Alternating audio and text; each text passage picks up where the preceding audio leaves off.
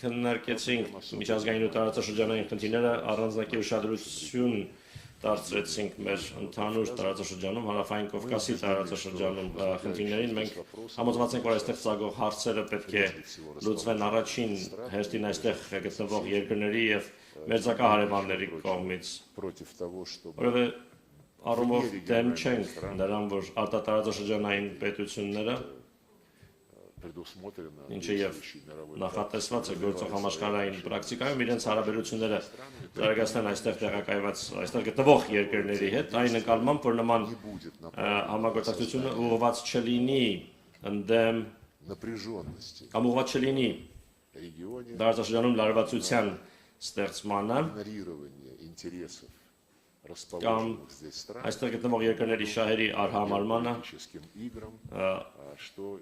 աշխարհքաղաքական խաղերի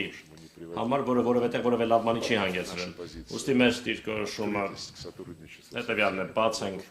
համագործակցելու բոլոր նրանց հետ, ովքեր պատրաստ են դա անել ազնվորեն, առանց որևէ